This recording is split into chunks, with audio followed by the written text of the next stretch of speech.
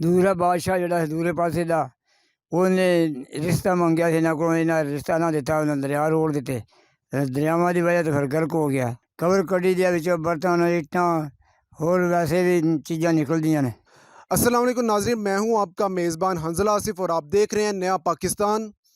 ناظرین، Hiroshima Nagasaki کی طرح آج سے 800 سال یا 1000 سال کی پہلے کی بات ہے کہ یہاں پر لوگ اچھی طرح سے اپنی زندگی کو گزار رہے تھے، آباد تھے، کہ اچانک سے ان کے اوپر کیسی آفت آئی کہ وہ رات ہی رات میں شہر قبرستان بن گیا۔ خانقاہ ڈوگراں سے تقریباً 15 منٹ کی مسافت پر یہ ایک قبرستان موجود ہے جو کہ پہلے کبھی شہر ہوا کرتا تھا اور اس کا نام اودا نگری ہوا کرتا تھا، لیکن ایسا کیا معاملہ بنا کہ یہ پورا شہر ایک قبرستان بن گیا؟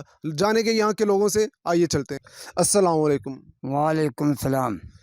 اچھا، ہمیں یہ بتائیے گا کہ یہ ایک شہر تھا جس کا نام اودا نگری تھا، اس کو کیا معاملہ بنا، کیسے یہ لوگوں کو قبرستان بنا دیا گیا؟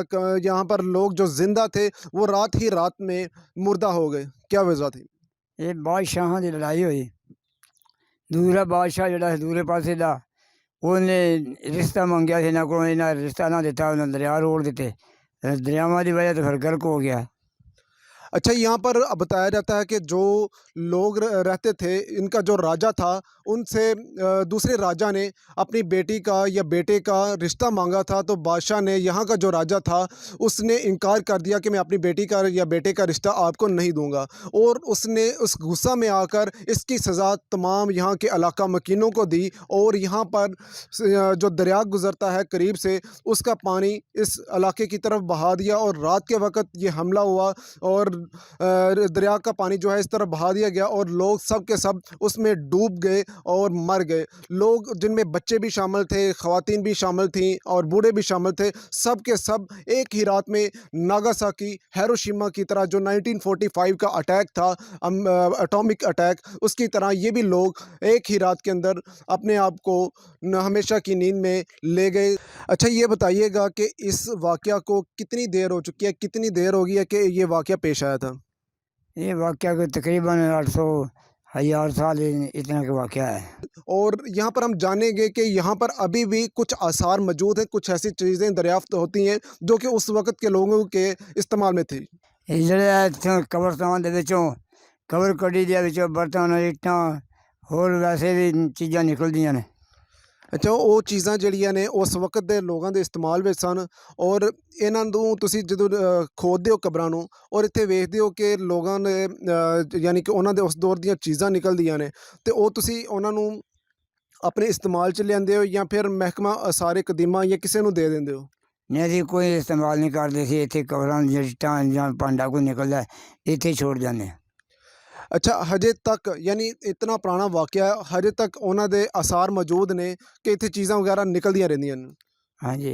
اور ناظرین، یہاں پر آپ دیکھ بھی سکتے ہیں کہ آپ کو دکھایا جا رہا ہے کہ یہاں پر جو یہ قبرستان ہے یہ دوسری زمین سے ذرا بلند ہے، کیونکہ یہاں پر لوگوں کے مکان تھے، جگہ تھی لوگوں کی، اور یہاں پر لوگ رہتے تھے۔